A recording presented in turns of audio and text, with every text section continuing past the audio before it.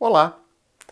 Nesse vídeo nós vamos estar comentando sobre a gastrite, falando sobre as causas de barreira e também alguns outros pontos bem interessantes. Segue a vinheta.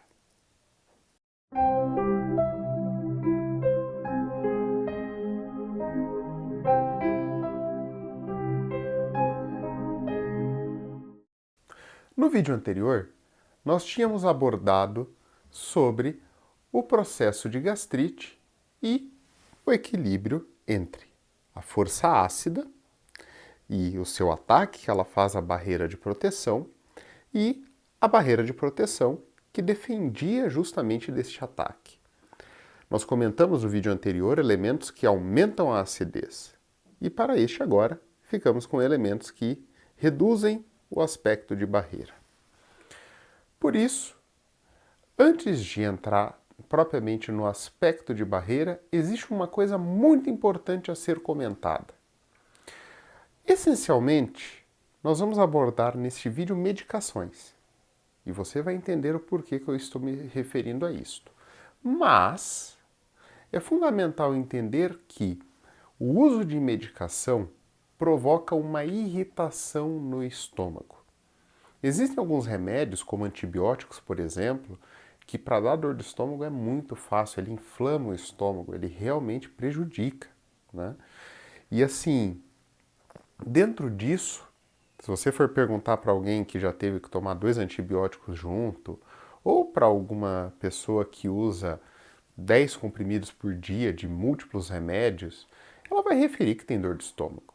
Então, a essência é a medicação no estômago provoca um processo de irritação e essa irritação libera mais ácido.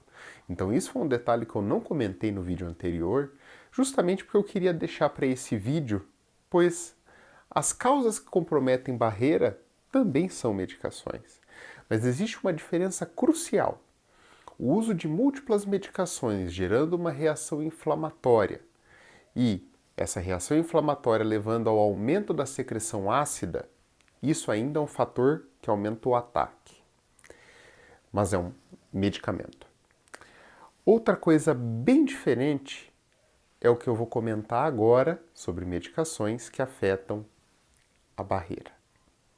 E basicamente só existe uma classe de medicação, em linhas gerais, né? Sempre tem aquela exceção, mas o que realmente pega é uma única classe de medicação. Anti-inflamatório. Anti-inflamatório, a gente usa uma sigla, AINES. Anti-inflamatório não esteroidal, ou seja, anti-inflamatório que não é a base de corticoides, né? Essas medicações, para cortar o processo inflamatório, ela ataca uma enzima chamada prostaglandina. Não vou entrar tanto em detalhe, porque isso é um aspecto mais técnico. Mas a prostaglandina é essencial para formar essa barreira de defesa. E o remédio, ele não vai lá só naquela parte que dói, ele atua no corpo inteiro. Então ele vai inevitavelmente afetar o seu estômago também. E aí é que entra o problema, porque se você reduz a barreira, o ácido normal que você já tem vai passar a afetar o teu estômago e gerar esse processo de gastrite.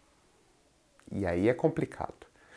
Então, quando a gente conversa com um paciente que tem processo de dor e que usa anti-inflamatório, analgésico com frequência, a gente sempre busca orientar a não tomar mais do que 3 a 5 dias. Por quê?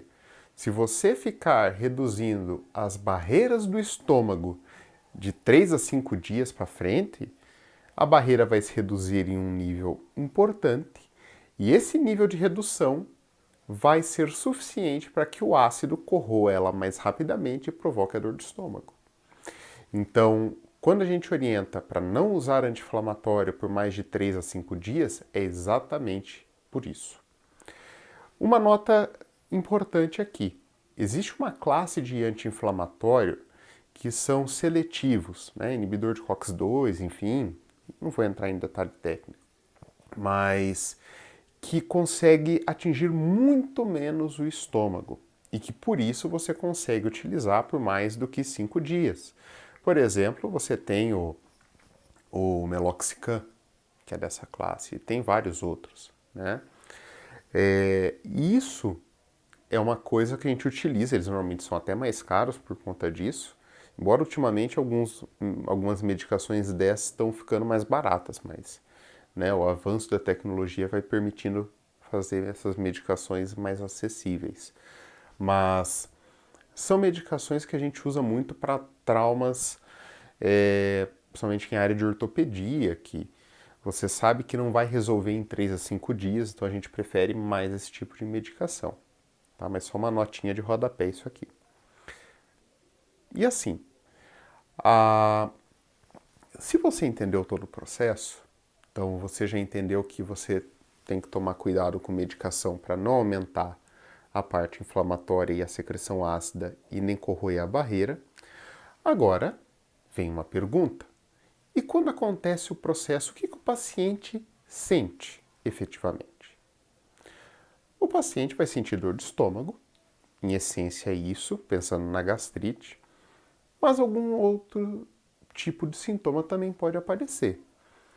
Alguns deles, uma dor de estômago que piora após a alimentação, ou até 2 horas após a alimentação, isso acontece bastante, justamente porque o estômago, ao perceber o alimento chegando, ele vai secretar mais ácido para a digestão.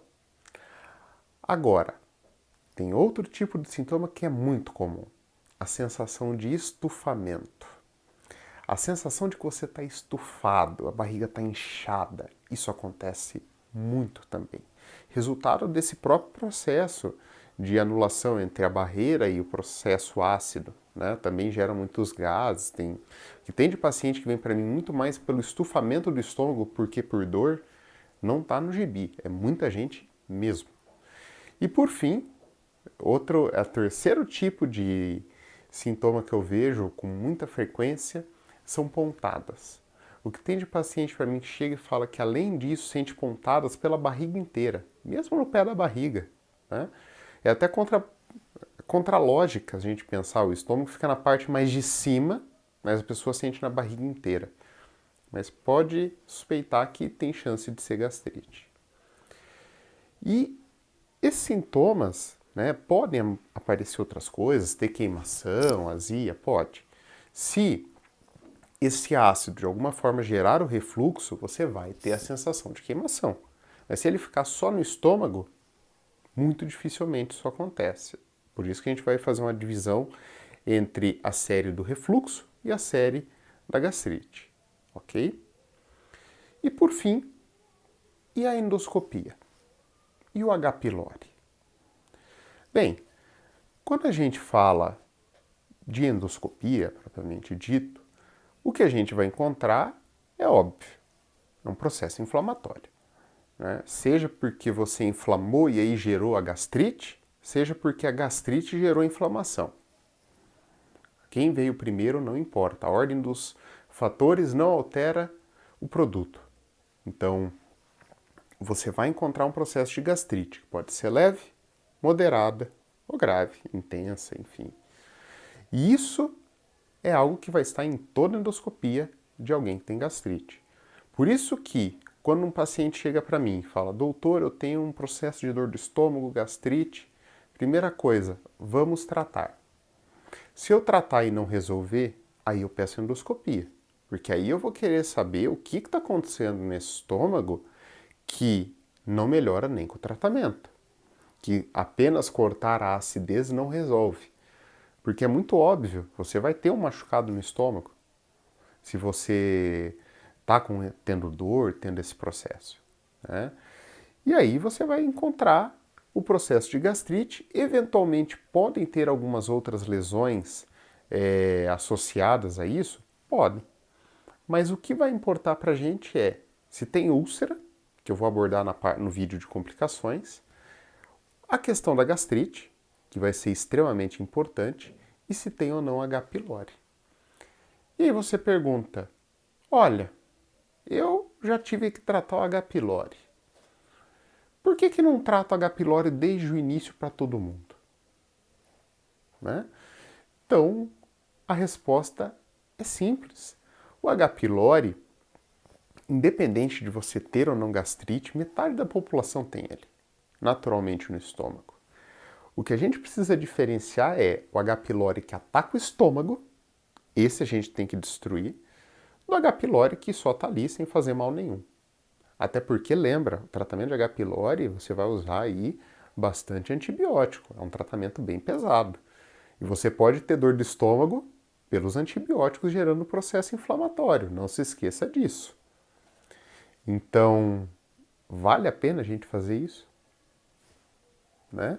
Então, por isso que a gente segue primeiro uma linha de desinflama esse estômago, não, sem usar anti-inflamatório, ok? Faz o controle ácido, verifica o processo de melhora. Não melhorou? Endoscopia.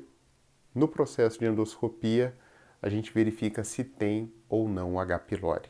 Se tiver o H. pylori, ele possivelmente não está deixando melhorar, ele que está atacando o estômago, e aí mata-se o H. pylori.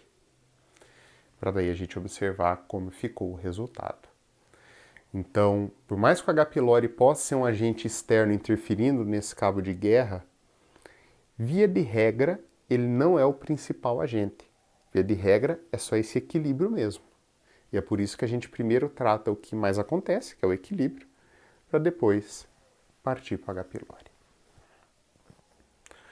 Por esse vídeo é isso, tá? Eu espero que, ainda que tenha bastante informação para esse vídeo, você tenha conseguido entender o porquê que a gente faz essa sequência de tratamento e a forma como a gente analisa cada fator que interfere, o porquê que a gente orienta sobre os anti-inflamatórios, né? Lembrando que eu vou abordar o tratamento mais detalhadamente num próximo vídeo, bem como as complicações, ok? Deixo o site aqui à disposição, portalgaleno.com.br, e se inscreve aqui no canal, clica no sininho, curta esse vídeo. Estamos aqui para trazer informações médicas sobre situações médicas. Por esse vídeo é isso. Obrigado a todos.